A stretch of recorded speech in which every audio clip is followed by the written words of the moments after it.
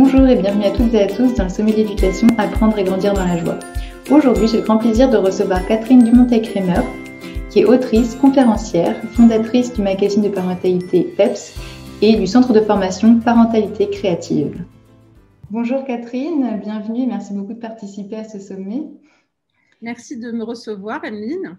Est-ce que pour commencer, tu peux nous présenter un peu ton parcours? Bon, peut-être pas dans tous les détails, parce que tu as un parcours très riche et beaucoup de casquettes, mais en tout cas, dans ce qui peut nous apporter pour le thème de ce sommet qui est apprendre et grandir dans la joie. Ouais. Et c'est un sacré thème. Ça, bravo d'avoir choisi ce thème parce que moi, j'adore le thème de l'apprentissage. Alors, moi, j'ai commencé ma carrière dans le soutien à la parentalité en ayant un premier enfant et en me confrontant à la difficulté de me retrouver un petit peu face à mon histoire d'enfant. Au début, je ne comprenais pas que je me retrouvais face à mon histoire d'enfant, bien entendu, mais je me suis quand même dit que c'était très difficile de vouloir donner ce qu'on n'avait pas reçu en tant qu'enfant, de vouloir le donner en tant que parent. Et c'est là-dessus que s'est construite un petit peu mon activité professionnelle et j'ai fini par créer tout un dispositif de soutien à la parentalité qui a commencé par la création d'un groupe sur Internet qui a été le plus gros groupe francophone de soutien à la parentalité non violente, Parents conscients. Et puis ensuite, j'ai écrit Élever son enfant autrement, qui est sorti en 2003, qui était le premier livre aussi qui parlait de parentalité proximale, on va dire ça comme ça. Et puis, au fil du temps, c'est vrai que Agathe avait été déscolarisée et mes deux autres enfants ont été déscolarisés aussi à un moment donné. Mais je partais du principe quand même que ce n'était pas à moi de faire l'instruction de mes enfants. Je n'avais vraiment pas envie de ça. D'ailleurs, moi, ma mère m'avait appris à lire à 3 ans. J'en conserve des souvenirs très partagés, très moyens. Et quand j'ai eu ma fille, je me suis dit, c'est pas moi qui vais faire ce boulot-là. Elle va aller à l'école et elle apprendra avec des enseignants dont c'est le métier. Il s'est trouvé que l'école, ça se passait à partir du primaire pas très bien. Elle me tirait elle hurlait en me tirant vers la sortie. Et j'étais en train de préparer une naissance à la maison avec une sage-femme qui un jour m'a dit « Tu savais qu'on pouvait déscolariser ses enfants ?» Le lundi suivant, ma lettre à l'inspecteur était postée parce que j'en avais assez de voir Agathe souffrir d'aller à l'école et ça a été le début de ma formation d'éducatrice Montessori. Bref, je vais passer les détails, je ne vais pas raconter 33 ans, ma fille est née à 33 ans, mais peu à peu, c'est vrai que ce souci de soutenir les parents dans leur rôle en définitive, sans qu'ils aient à recourir à des systèmes répressifs, est devenu de plus en plus précis, de plus en plus réfléchi.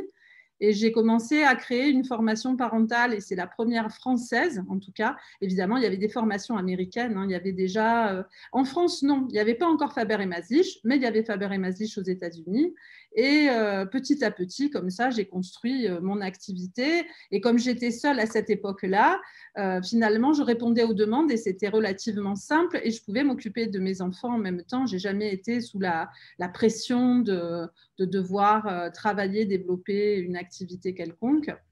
Et comme ça, j'ai fait mon bonhomme de chemin jusqu'à créer PEPS et créer la journée de la non-violence éducative en 2004, à cofonder l'OVO avec Olivier Morel en 2005. Et petit à petit, c'est devenu quand même un travail à temps plein et vraiment un dispositif qui est venu ensuite. En 2008, je me suis dit, bon, ça fait 10 ans que je fais des stages parentaux. Maintenant, je suis mûre pour faire une formation de consultante en parentalité. Et j'ai commencé en 2008 à faire cette formation qui dit aussi quelque part qu'il y a besoin d'un métier dans notre société pour soutenir les parents dans cette direction précise. Donc voilà, à la suite de ça, j'ai créé tout un réseau de personnes que j'ai accompagnées, enfin que j'ai formées, et on travaille ensemble sur le territoire français, italien, suisse. Et c'est passionnant. Je trouve ça vraiment passionnant, très riche, très dynamique. Et j'ai ajouté des formations en ligne parce que mes formations en ligne restent ma manière d'exprimer ma vibration personnelle, je dirais. Et j'ai très envie de continuer à proposer des formations en ligne. Et c'est voilà un petit peu, si tu veux, pour résumer. Oui. Alors, dans les formations en ligne, j'ai vu que tu proposais une formation qui en fait se base sur le concept du kintsugi, un Oui, concept que j'aime bien. Et du coup, est-ce que tu pourrais expliquer ça un peu et puis du coup, comment ça vient vers la parentalité? alors kintsugi, c'est un concept japonais qui vise à réparer des objets endommagés et à les rendre plus riches, plus beaux, à leur apporter une âme, une dimension d'âme, une once d'âme supplémentaire. Et quand quelque chose est cassé, en fait, c'est ça qu'on le répare Ah, avec de oui, l'or, en fait. Et oui, c'est en fait cette cicatrice apparente qui donne, oui, comme tu dis, le supplément d'âme, c'est ça, hein? oui, tout à fait, c'est ça, c'est tout à fait ça. Quand j'ai entendu parler de ce concept, je me suis dit que c'était un magnifique concept psychologique. Et figure-toi que maintenant, c'est un concept psychologique à part entière, Kintsugi.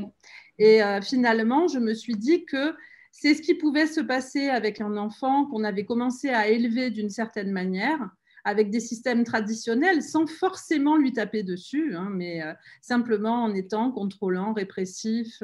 Donc, on peut faire ça avec une relation endommagée. La relation, quelquefois, on ressent qu'elle est endommagée un petit peu avec l'aîné, par exemple, quand on a été parent, les aînés réveillent souvent nos vieux monstres, nos vieilles blessures. Ce sont les premiers à le faire.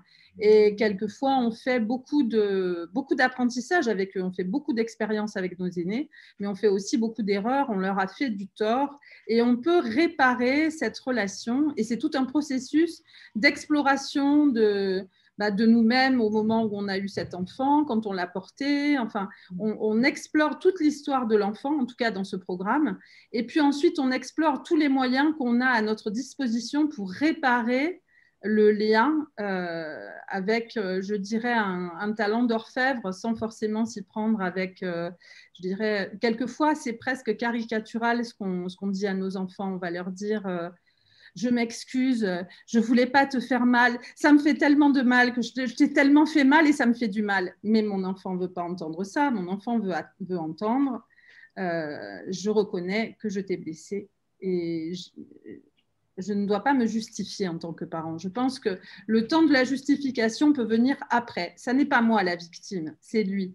Donc, je crois que c'est aussi apprendre à écouter selon son âge un enfant dans ses reproches sans lui dire ah mais ton père est parti juste à ce moment-là, j'étais tellement fatiguée, j'étais malade, etc. Évidemment, on a 1000 excuses et ça peut être très compréhensible la façon dont on a accompagné nos enfants d'une certaine manière, mais notre enfant, il a besoin qu'on l'écoute et qu'on reconnaisse qu'on l'a blessé et que voilà, on reconnaît et on écoute.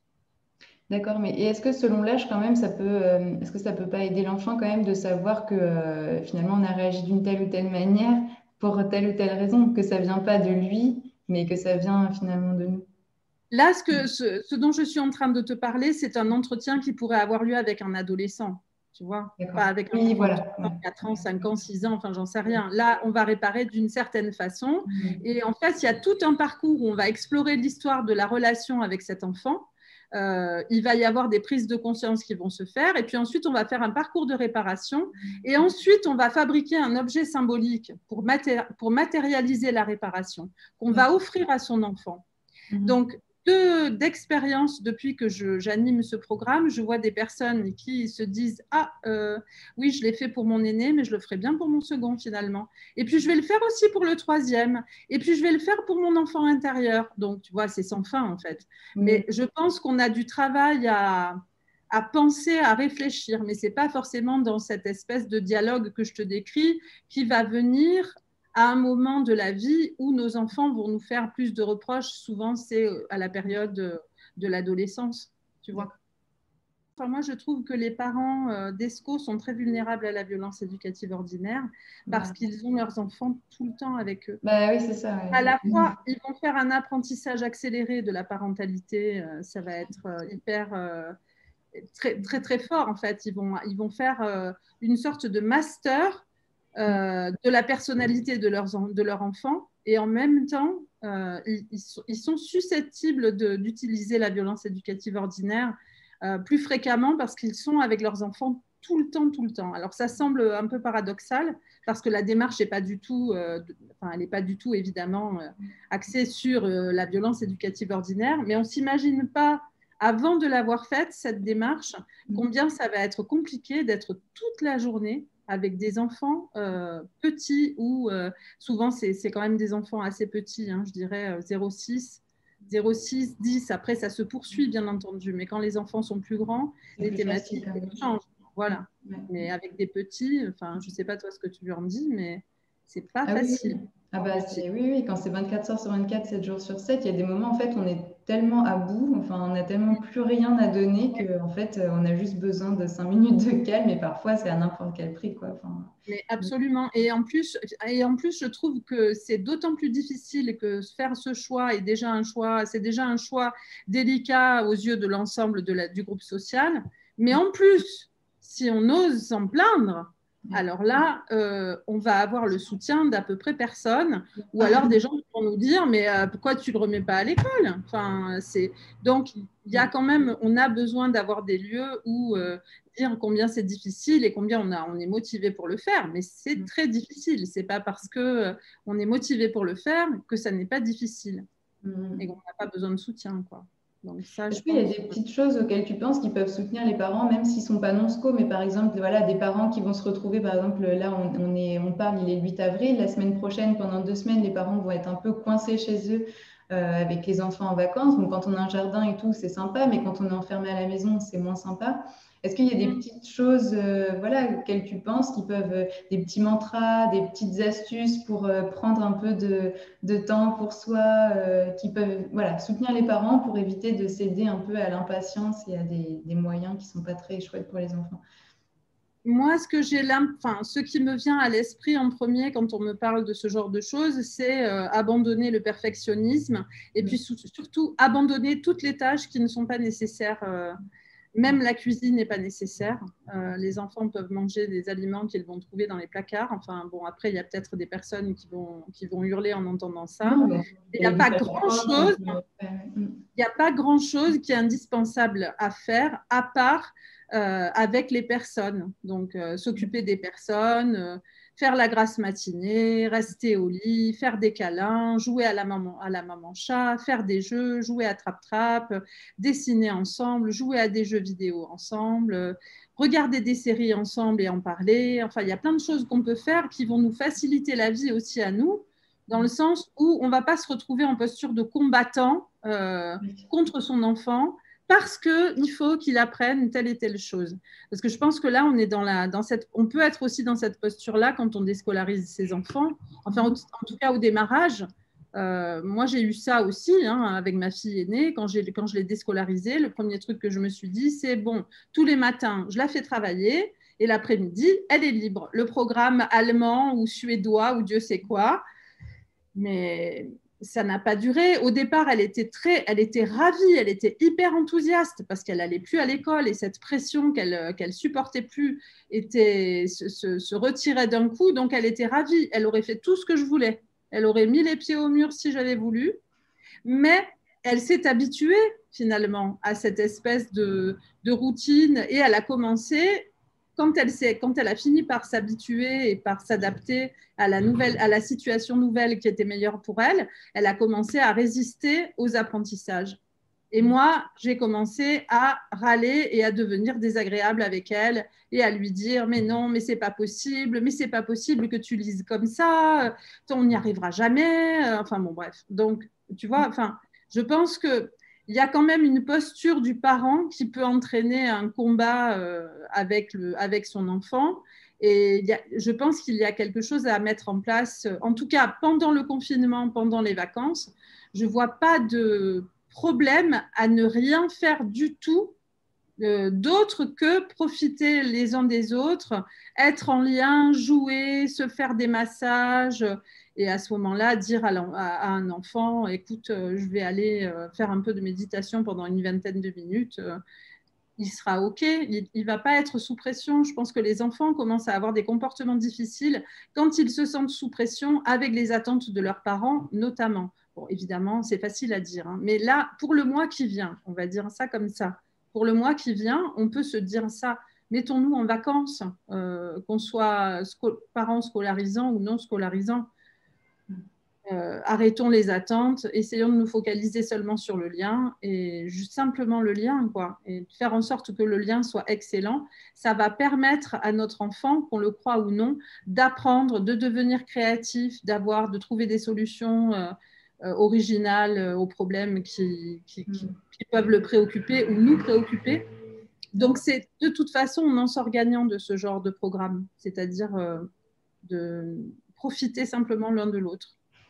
Et du coup, est-ce que tu peux nous donner quelques éléments de neurosciences qui peut-être qui peuvent appuyer ce que tu dis, que justement en étant détendu et en cultivant le lien, on favorise les apprentissages et la créativité des enfants? Alors, des neurosciences, il y a quand même beaucoup d'études qui démontrent que le stress entrave, est un obstacle à l'apprentissage, un petit peu comme dans la famille en fait.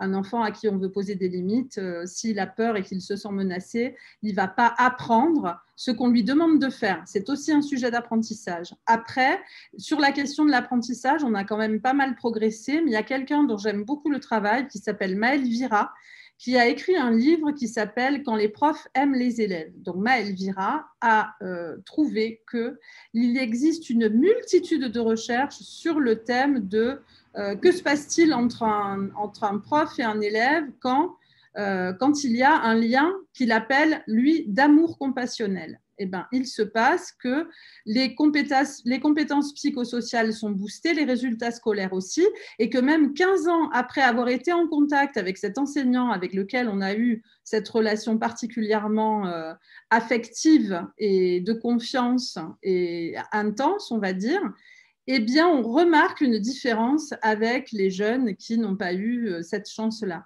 Donc, encore une fois, c'est sur le lien qu'il est utile de se focaliser, pas sur les connaissances. En fait, il semble que les connaissances accumulées soient assez accessoires. Et en plus, bon, à l'avenir, je pense que comme toutes les connaissances se trouvent sur Internet, il va nous falloir avoir des lieux où les enfants peuvent cultiver un lien d'amour compassionnel avec des adultes qui vont leur transmettre quelque chose, mais aussi un lieu où ils vont avoir la possibilité de faire des expériences.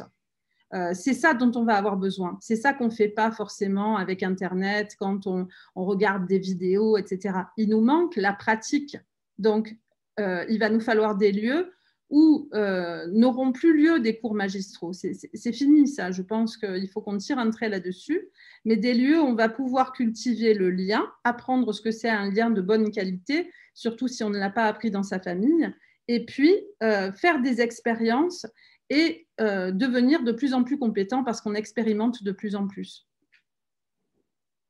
Oui, et finalement, c'est vrai que dans tout ce qui est pédagogie nouvelle, c'est toujours mis en valeur le fait de pouvoir expérimenter, Oui. même plus que le fait d'apprendre ou de récupérer un savoir. C'est avant tout le vivre, en fait. Le vivre. Absolument. Je vais te donner un exemple que je trouve assez fascinant. J'ai un cours qui s'appelle « Apprendre autrement ». Et dans ce cours, entre autres choses, je propose aux personnes de faire une expérience d'apprentissage. Et cette expérience d'apprentissage, je la fais quasiment en même temps que les personnes qui sont en cours. C'est l'apprentissage du dessin. Eh bien, à l'issue de ce cours, j'ai une personne qui ne savait pas dessiner, qui pensait qu'elle ne pourrait d'ailleurs jamais le faire, qui a appris à dessiner et qui maintenant publie ses dessins sur Instagram et on lui demande combien coûtent ses œuvres. Alors, je trouve que c'est absolument complètement fascinant parce qu'elle ne savait pas dessiner. Elle apprend à dessiner avec quelqu'un qui n'a aucune compétence a priori académique sur le sujet, qui est juste passionné par le sujet et qui a envie de transmettre ce qu'elle sait de ce sujet. Et elle est arrivée là maintenant, elle s'est déclarée en tant qu'artiste-auteur. Moi, je trouve que c'est ça qui est fascinant dans l'apprentissage, c'est que n'importe qui peut m'apprendre n'importe quoi, quel que soit le point où il en est. Le tout, c'est qu'il ait envie de partager avec moi et que moi, j'ai envie d'apprendre ce qu'il veut me transmettre. Tu vois, donc ça, c'est toute la thématique de la motivation qu'on a du mal à obtenir sur n'importe quel sujet, hein, soyons honnêtes. Mais aujourd'hui, on parle plus d'engagement au niveau des apprentissages, c'est-à-dire qu'on va essayer de faire en sorte que les enfants et les adultes aussi s'engage dans un apprentissage, ça va pallier un peu le manque de motivation. Mais ça peut donner quelques résultats quand même. Et sur ce que tu disais d'ailleurs, ça me fait penser au fait que dans les écoles où on mélange les âges, ça fait qu'effectivement, un enfant qui ne va pas avoir des compétences, je veux dire, il ne va pas avoir un bac plus 5 en littérature, va quand même pouvoir apprendre à lire à un autre enfant qui a peut-être juste 6 mois de moins, voire 6 mois de plus.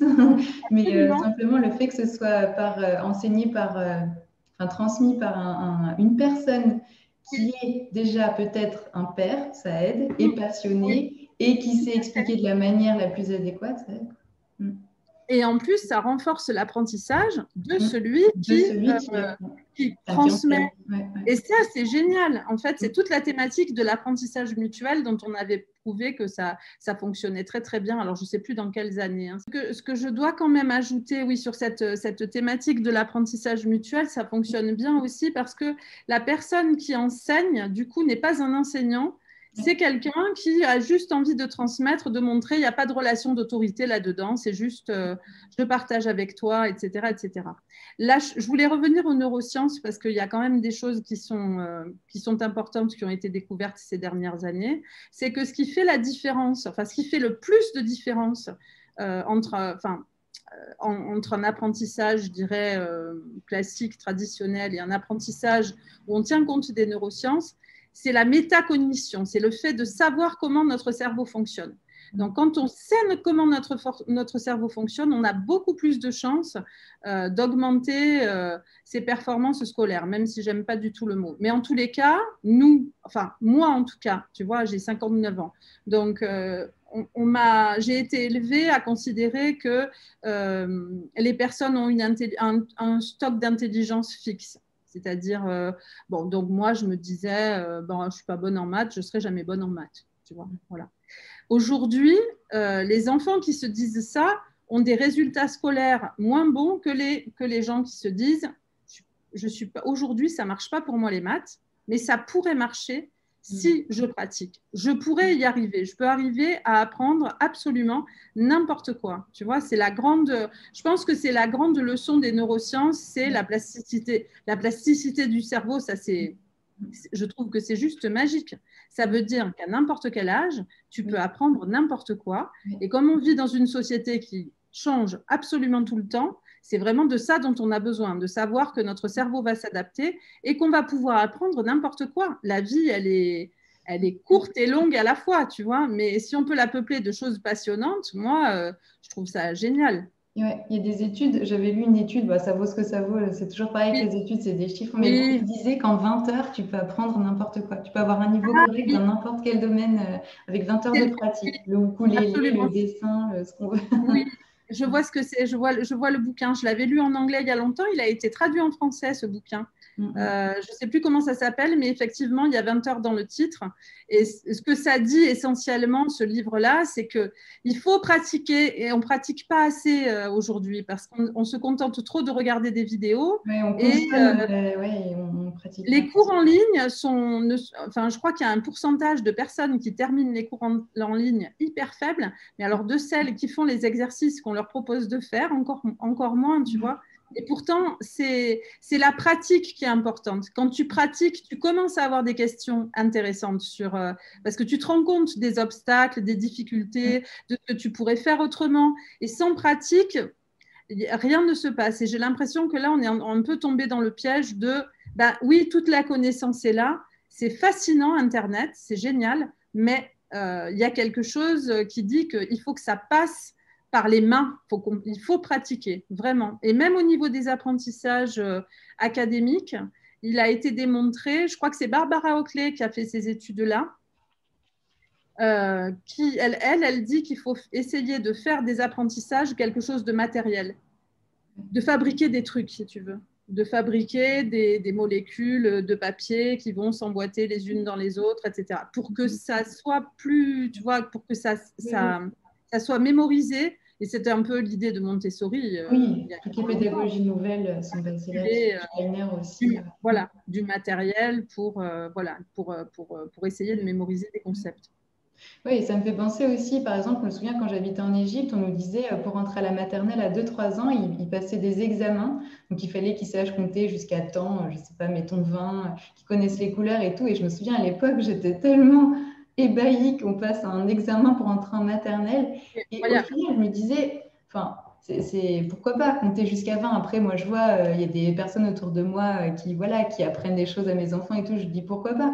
Mais au final, connaître l'alphabet, c'est bien, enfin, pouvoir le réciter, mais c'est juste une comptine. Ça n'a aucun intérêt en soi. Enfin, je veux Ça dire, n'a c'est pas aucun un intérêt. savoir que l'enfant peut utiliser, c'est juste une comptine.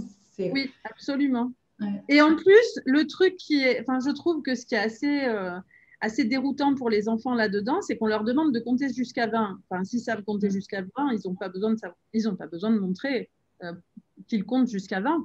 Oui, Pour en eux, plus. c'est complètement déroutant. Ouais. Compte jusqu'à 50. Si tu ne comptes pas jusqu'à 50, tu vas avoir dans ton carnet là, d'évaluation de maternelle, en France, ça existe, ne sait pas compter jusqu'à 50. Alors que ton enfant, toi, de ton côté, tu as constaté qu'il sait compter jusqu'à 50. Mais comme à l'école, il n'a pas voulu se plier à la directive de bah, dis-nous ça, fais ça, compte jusqu'à 20, ben, il aura dans son carnet, on a observé qu'il ne sait pas compter, alors qu'il sait probablement compter. Oui, parce Mais, que ouais. Comme l'école veut évaluer, forcément, elle évalue sur ce qu'elle voit. Donc, en fait, les exactement. enfants qui sont bien évalués sont les enfants qui sont bien obéissants à montrer ce qu'ils savent. Je pense que le problème à l'école, c'est quand même la peur dans toutes les directions. C'est-à-dire que si je ne fais pas ce que l'enseignant me demande, je vais certainement me faire gronder par mes parents. Et puis aussi, je ne vais pas être considérée par l'enseignant. Je me sens coincée, en fait. Et c'est le moule dans lequel on a été un peu tous, tu vois, élevés. C'est ça que je trouve compliqué aujourd'hui. Et c'est certainement aussi pour ça que beaucoup de grandes entreprises un peu innovantes sont à la recherche de jeunes qui n'ont pas été scolarisés parce qu'ils n'ont pas peur des adultes et qu'ils n'ont pas peur de prendre la parole, de poser des questions, de dire qu'ils ont des idées. Tu vois, Exactement. à l'école, c'est compliqué de dire qu'on a des idées et de poser des questions. C'est pas l'enfant qui pose des questions à l'école, c'est plutôt l'adulte. Mais tu sais, enfin, c'est pas pour parler de mes enfants, mais juste comme je les ai sous la main, c'est Oui, pratique. bah oui, bien sûr. Mais récemment, j'ai été vraiment étonnée parce que mon fils vient juste d'avoir 7 ans. Donc, à ce moment-là, il avait 6 ans et demi. Il était avec 5 adultes à table, le seul enfant. Et moi, il ne me voyait pas, donc il ne savait pas que j'étais là. Et je l'entendais discuter avec les adultes pour essayer je crois qu'il cherchait une explication au fait qu'il y avait beaucoup de moustiques ou savoir si une lampe anti-moustique fonctionnait ou pas. Et les adultes étaient tout le temps en train de repartir sur leur conversation et de lui couper la parole. Et lui, il revenait à chaque fois à la charge pour revenir sur son idée. Et je me suis dit, quand même, c'est impressionnant. Moi, je me suis dit, quand j'avais son âge, j'étais pas du tout comme ça. Enfin, j'aurais jamais eu le courage, en fait, de m'imposer dans une relation d'adulte, dans une conversation Dans une d'adulte. Et conversation, lui, parce qu'il ouais. a l'habitude, je pense qu'on l'écoute et tout, il s'est pas laissé démonter. Il a jamais lâché. Et je me suis dit, quand même, c'est chouette parce que si les Oui, enfants peuvent avoir cette force et ce courage-là, oui, c'est oui, ça qui va aussi soutenir vraiment leur créativité et puis oui. voilà, Et enfin, pour demain des solutions. échanger. Mm, mm. Échanger les choses. Tu sais, enfin, je ne sais pas si tu en as entendu parler, mais il y a eu en 2020, un rapport de l'OCDE est sorti sur la créativité. Et la créativité, elle est définie de la façon suivante. C'est la capacité de trouver des solutions originales aux problèmes qui se posent et en même temps, la capacité de développer un esprit critique par rapport à toutes les vieilles idées, méthodes traditionnelles, etc. Donc, c'est ça que l'école devrait apporter à nos enfants. Bon, je ne ferai pas de commentaires, mais moi, je n'ai pas l'impression que l'école nous forme à développer notre créativité et notre esprit critique. Au contraire, finalement, on peut le comprendre aussi parce qu'à l'école, quand on a 30 personnes face à soi, pour l'enseignant, c'est un défi. En plus, à la maison, est-ce qu'on cherche forcément à ce que notre enfant développe sa créativité et son esprit critique? C'est pas sûr, parce que ça veut dire aussi qu'on peut être contesté dans son autorité en tant qu'enseignant ou en tant que parent. Mais quand même, je trouve que c'est très intéressant de voir que l'innovation aujourd'hui, parce que l'OCDE, bon, c'est quand même leur objectif, hein, c'est certainement pas le même que le nôtre, ça va passer par là, quoi. Ça va passer par le développement de la créativité. Il faut qu'on ait des gens qui aient un esprit critique et qui sachent penser autrement. tu vois. Et ça, c'est vrai que quand on laisse ces enfants vivre de nombreuses expériences et puis qu'on est là pour aussi éventuellement apporter des explications, répondre aux questions quand on peut, ça change tout. Il y a des écoles qui sont comme ça. Moi, je trouve qu'il y a des tas d'enseignants qui font des efforts de dingue pour faire en sorte que dans leur classe, ça se passe au mieux. Oui. Et ce n'est pas forcément des écoles alternatives. Moi, j'aimerais dire ça aux parents. Ce n'est pas parce qu'on va payer 500 € par mois une école Montessori que notre enfant sera mieux traité. C'est vraiment, ça dépend de l'individu qui gère la classe. Et je crois qu'il faut aller rencontrer les enseignants, y compris quand on met son enfant dans une école alternative, qui n'est pas une garantie. Et d'ailleurs, quand tu disais tout à l'heure qu'il y a de la peur de tous les côtés, je pensais que tu allais parler aussi des enseignants, parce que les pauvres enseignants qui sont aussi coincés dans leur réglementation, enfin je sais pas comment ça s'appelle, leurs programmes, leurs évaluations, leurs trucs et leurs machins, Oui. bon, ils sont pas dans les meilleures conditions non plus pour donner le meilleur temps, quoi, hein. C'est sûr que quand on est enseignant, on est vraiment coincé et quelquefois on pourrait être étonné, nous en tant que parents, de constater que ce sont les parents qui demandent des devoirs pour leurs enfants. Ce sont souvent les parents qui demandent plus de travail, beaucoup plus de tout un tas de choses dont on sait très bien qu'elles provoquent du stress et qu'elles ne permettent pas un apprentissage optimal. Quand tu disais aussi tout à l'heure le fait qu'on ne cherche pas forcément à ce que les enfants développent l'esprit critique, bah, c'est sûr que ça nous confronte à nos limites. Et du coup, de la même manière que je pense qu'il y a beaucoup de sujets sur lesquels on surréagit parce que, enfin, avec nos enfants, parce que ça nous renvoie à des choses pour nous. Et du coup, comment on fait un peu, enfin, qu'est-ce que tu donnes comme conseil pour se faire accompagner là-dedans? Ce que j'ai constaté pour moi-même, c'est que ça m'a beaucoup aidé d'augmenter la durée entre le déclencheur, c'est-à-dire mon enfant ne veut pas finir son assiette, par exemple, et ma colère, tu vois. Et je me suis rendu compte qu'au départ, quand j'ai commencé à m'observer, tout de suite, certaines choses me mettaient en colère et je ne pouvais rien faire une fois que j'étais dans la colère. C'était trop tard, tu vois. Quand tu es dans la colère, c'est très compliqué d'en sortir. En revanche, quand tu la sens monter, tu peux faire quelque chose. Tu peux aller t'isoler, tu peux aller hurler dans un coussin, tu peux partir faire le tour du pâté de maison en courant, tu peux faire tout un tas de choses, tu peux appeler SOS Parentalité, la hotline de mon réseau, tu peux faire 1000 choses. Mais il faut pouvoir s'observer et prendre conscience que là, ce truc-là, ça me rend dingue. Et en fait, comme ça, tu vas petit à petit, enfin en tout cas, moi c'est ce que je dis aux parents, petit à petit, on fait une liste des mécanismes déclencheurs de notre colère pour éviter de devenir dangereux pour nos enfants, parce que quelquefois, c'est ça qui va se passer, quoi. C'est-à-dire que on va être en colère et si on a été frappé petit ou humilié ou Dieu sait quoi, boum, ça va venir dans nos mains et après on va le regretter, on va en être très affligé et très culpabilisé, mais n'empêche que on est passé à l'acte parce que derrière nous, il y a des générations d'enfants blessés et qu'on porte ça en nous. Donc, dans un premier temps, peut-être s'observer et puis, dans un deuxième temps, essayer de tenir ce que j'appelle un carnet de voyage émotionnel, c'est-à-dire de revenir sur ce qui s'est passé dans la journée pour une situation, tu vois, pas pour 15, parce que quand on est, enfin, je pense que tu vois ce que je veux dire, mais quand on est avec des tout petits toute la journée, il y a 45 situations qui vont se dérouler comme ça. Donc, on va en prendre une où on a eu des émotions particulièrement fortes et on va se demander comment ça se passait pour moi quand j'étais enfant avec mes parents.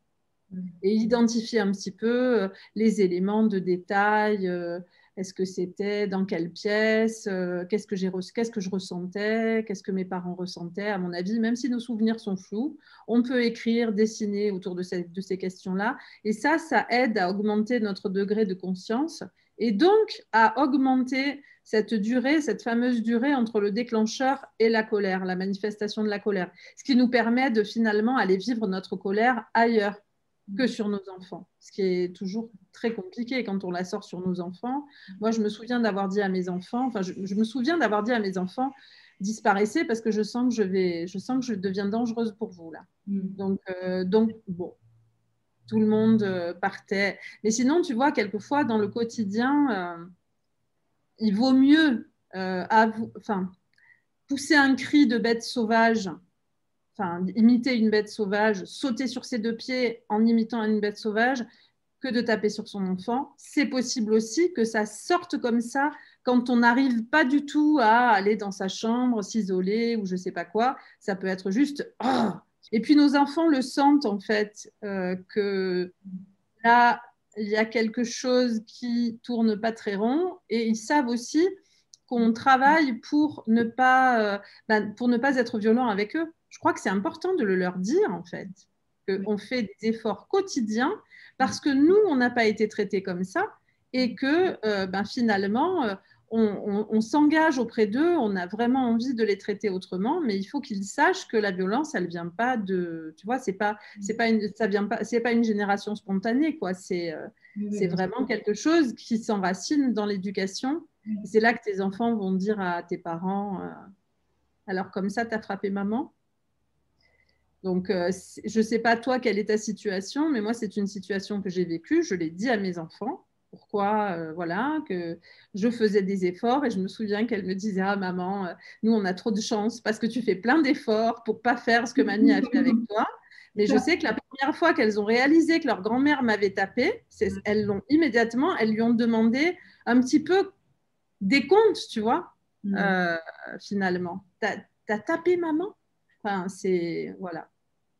Ouais, mais je trouve que c'est bien, enfin, c'est pas mal d'augmenter la conscience, la nôtre, et puis celle de nos enfants suit. Oui, bah ça c'est sûr, c'est clair. Oui, puis c'est vrai que je disais à une autre intervenante, mais c'est vrai que moi, il y a des jours où quand je sais que j'ai vraiment pas assez dormi, et je me souviens que j'ai lu que tu avais écrit ça une fois et ça m'a toujours beaucoup aidé, que quand on est fatigué, il fallait faire vraiment attention parce qu'on était très vulnérable à justement faire des choses qu'on n'avait pas envie de faire. Et bon, quand on a des très petits enfants, parfois on ne dort pas assez. Enfin bref, et donc je leur dis, quand je suis vraiment fatiguée, je leur dis aujourd'hui, je risque d'être un peu dragon parce que j'ai pas beaucoup de patience. Et donc, parfois, quand mon fils me voit un peu nerveuse, il dit, t'es sûre que t'as assez dormi, t'as bien dormi? Même quand, voilà. Donc, c'est drôle parce que du coup, il commence à comprendre que, en fait, mais je trouve que c'est un bon enseignant s'ils comprennent que les adultes sont pas infaillibles et que voilà, il y a des jours où on fait des erreurs pas à cause d'eux. En fait, moi, ce que je trouve important, c'est qu'ils comprennent, qu'ils soient pas culpabilisés, qu'ils comprennent que ça vient pas d'eux, de ce qu'ils font. Oui, enfin, forcément, c'est le déclencheur, je veux dire, mais c'est pas eux qui sont responsables du fait qu'on va être en colère, énervé, impatient ou je ne sais quoi. Ils sont pas responsables, quoi. C'est vraiment important. Absolument. Moi, j'ai beaucoup géré ça aussi avec l'écoute des émotions parce que ce que je ne t'ai pas dit, c'est que pendant 15 ans, j'ai animé un groupe d'écoute des émotions d'adultes. Et ça m'a énormément aidé moi-même, finalement. Tu vois, quand j'étais dans des situations de colère, de tristesse, etc. Et je me souviens que mes enfants me disaient maman, je crois que tu as besoin d'une séance d'écoute des émotions. Tu pourrais pas, enfin, un téléphone à un écoutant fait quelque chose. Enfin bon, je crois que c'est plutôt pas mal de leur dire quels sont nos systèmes, nos stratégies pour sortir de la violence éducative, parce qu'ils vont nous aider et puis aussi vont les utiliser finalement. Moi, je sais que mes enfants ont beaucoup utilisé les émotions. Ils ont très vite compris que quand ils pleuraient, ça lâchait beaucoup de choses et encore aujourd'hui, tu vois, enfin, il y a toujours des situations un peu tragiques, où on est un peu triste, et où elles vont pleurer pour relâcher la pression, pour atténuer le chagrin. Oui, tout à fait. Et par rapport à la colère aussi, il y a quelque chose, je crois qu'on dit pas mal en CNV, c'est que la colère, elle vient de choses qu'on se raconte en fait. C'est pas en fait le stimulus, c'est tout ce qu'on se raconte de ce qui devrait être autrement et qui n'est pas ainsi. Et ça me relançait sur la question des normes et aussi par rapport au fait que tu parlais de ta maman. Parce qu'il y a beaucoup de choses aussi. Enfin, moi, j'ai vu, maintenant, j'arrive un peu plus à prendre de la distance, mais sinon, en fait, je vois qu'il y a de nombreuses fois où je réagis par rapport à ce que je pense qu'il devrait être, de la manière dont mes enfants devraient être, dont je devrais être avec eux, dont la famille devrait être. Et du coup, je ne sais pas ce que tu peux dire par rapport à ça, mais comment on arrive à prendre un peu de se détendre par rapport aux normes, parce que c'est pareil à l'école aussi. Hein, pourquoi on stresse? C'est parce qu'il faut être conforme. Pourquoi les parents stressent pour leur enfant? Parce qu'il faut être conforme aux normes, avoir des bonnes notes, etc. comment on fait pour lâcher par rapport à tout ça? C'est une vaste question, mais je veux dire. Moi, j'ai l'impression qu'on est, enfin, on est dans une société française extrêmement normative et la préoccupation qui consiste à se demander est-ce que c'est normal est vraiment centrale. Par exemple, en Angleterre, ça n'existe pas, enfin, ça existe peu, cette préoccupation. Les gens sont assez porteurs de leurs propres projets personnels, mais nous, ici, il faut qu'on se dise, si on met des chaussures rouges, est-ce que je ne vais pas me faire remarquer, en particulier quand on appartient à la classe moyenne? Et du coup, en fait, le message, quand on a été élevé dans la classe moyenne, c'est plutôt quelque chose qui ressemble à ne te fais pas remarquer, justement. Ne sois pas trop visible. Et ce qui se passe quand on essaye d'accompagner ses enfants d'une autre façon, c'est qu'on devient visible. Parce que nos enfants vont faire des crises de rage au supermarché et qu'on ne va pas les violenter pour autant. Parce que peut-être qu'on va allaiter longtemps son enfant, peut-être qu'on va le porter alors qu'il est grand, peut-être qu'on va dormir avec lui. Tout à coup, on devient visible et aussi vulnérable à la critique et à l'attaque de l'autre. C'est-à-dire que les autres vont nous ramener sans arrêt oh, mais c'est pas possible, mais tu vas le rendre dépendant, mais c'est dingue, mais comment tu peux faire un truc pareil, etc. Donc, il y a ce côté normatif, je crois qu'on a à travailler dessus. Il y a vraiment quelque chose d'important. Je crois que finalement, l'aboutissement du travail sur soi, c'est justement d'arriver à être soi, sans être agressif avec les autres, ni humiliant avec les autres qui sont bien ce qu'ils ont envie d'être, mais en même temps, sans sentir la pression de devoir se conformer à tout prix. Et quand on ne veut pas se conformer, souffrir du fait qu'on ne se conforme pas, tu vois. Et je ne sais pas s'il y a une question de colère là-dessous, mais en tous les cas, on a appris beaucoup, c'est que les apparences, je dois me fier aux apparences, en fait. Les gens sont beaux, ils sont souriants, ils ont des grandes voitures, des grandes maisons, ils ont des situations professionnelles extraordinaires et c'est un magnifique vernis. Mais nous, on a pris le vernis pour la réalité. En réalité, dans toute personne, il y a de l'ombre, des tragédies, des blessures énormes, des choses qu'on cache, dont on a honte, etc. Et il faut comprendre ça, qu'un individu, il est fait d'ombre et de lumière, et que pour voir la lumière, il faut qu'il y ait de l'ombre.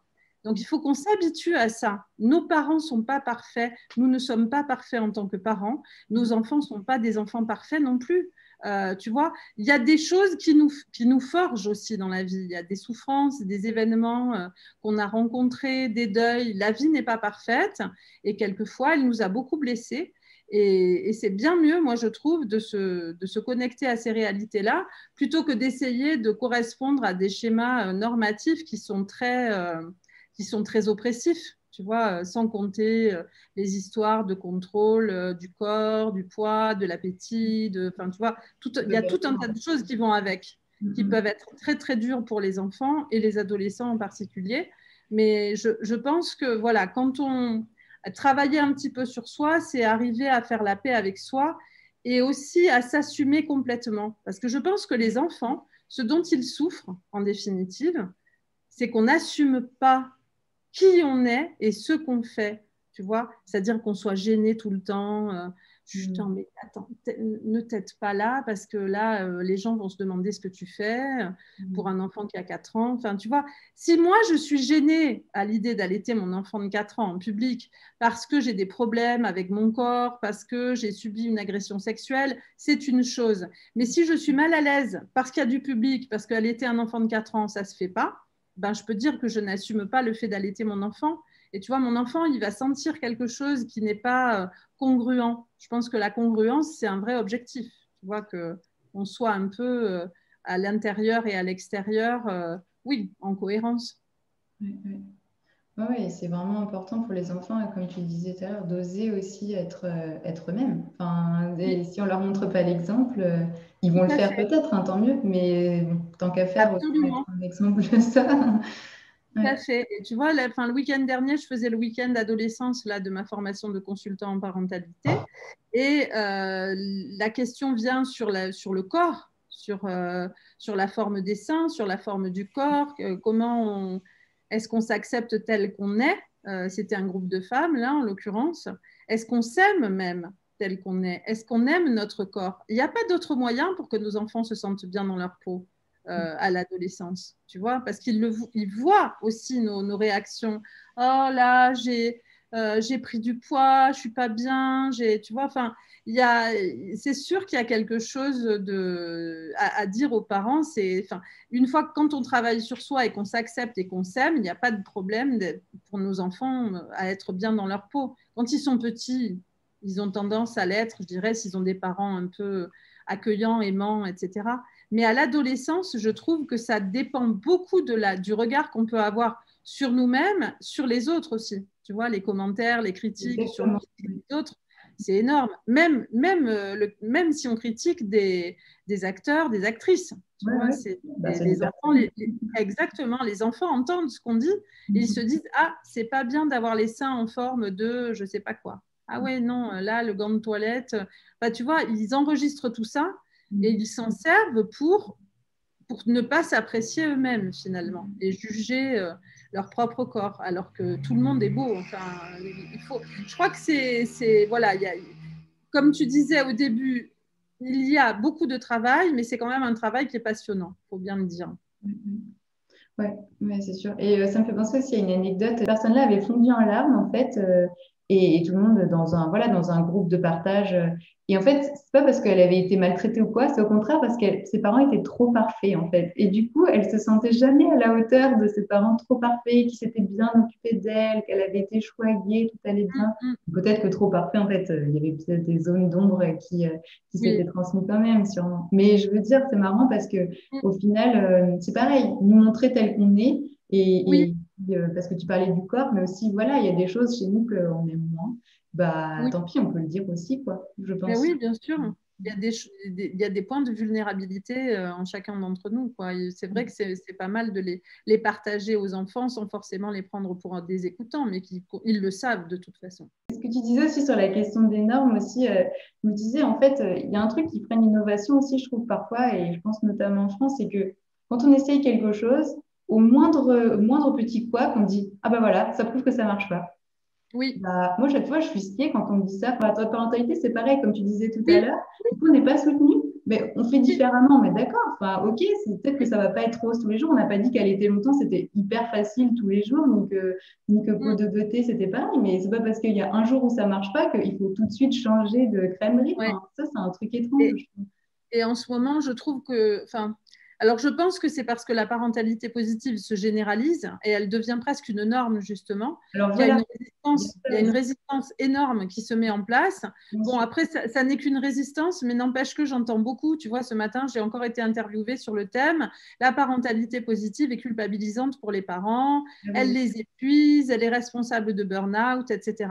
On ne s'est pas demandé si la façon d'être parent avec l'éducation traditionnelle, ça ne poussait pas les gens au suicide. Je trouve qu'avec le nombre les effets de la parentalité traditionnelle ont été largement démontrés. Hein.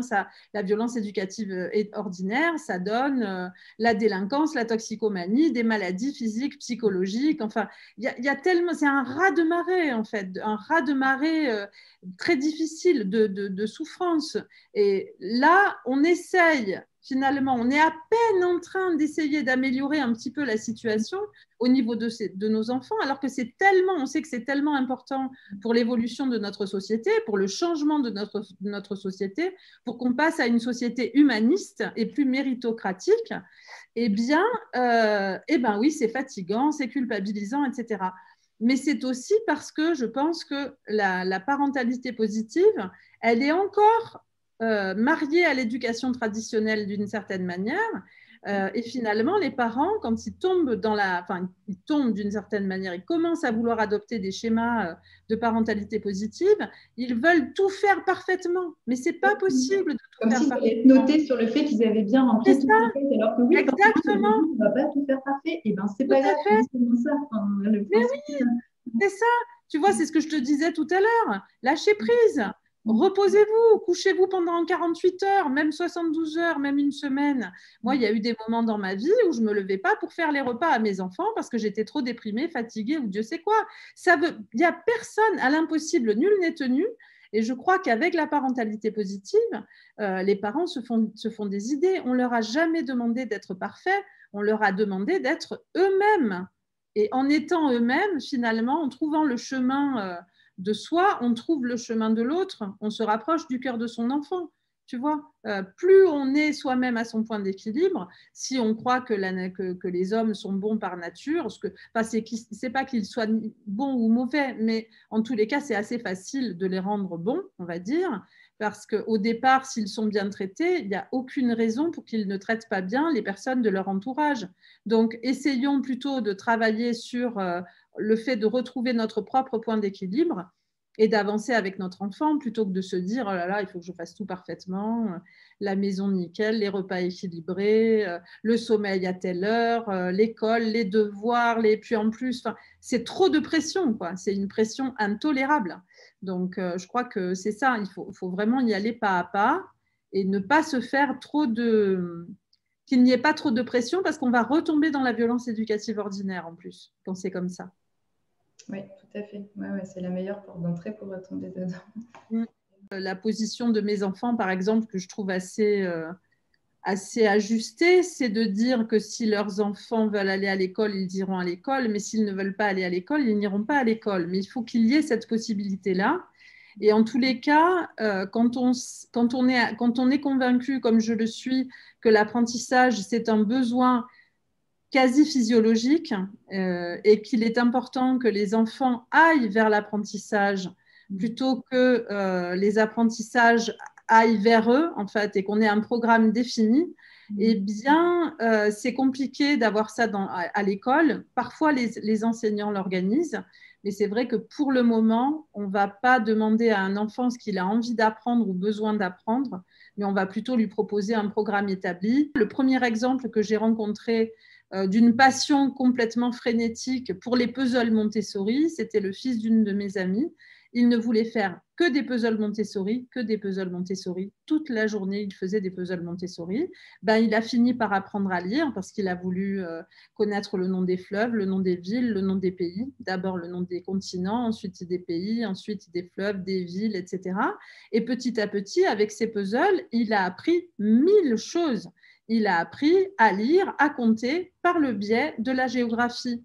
Et ça, ce n'est pas vraiment possible de le vivre à l'école. Et je trouve que c'est dommage parce que c'est vraiment des centres d'intérêt qu'on pourrait écouter. Alors évidemment, on peut le faire à la maison, mais une fois que les enfants ont été contraints à apprendre des choses qu'ils n'avaient pas envie d'apprendre toute la journée, le soir, c'est compliqué pour eux de ne pas avoir simplement envie de lâcher tout et de juste faire des câlins, jouer et ne rien faire.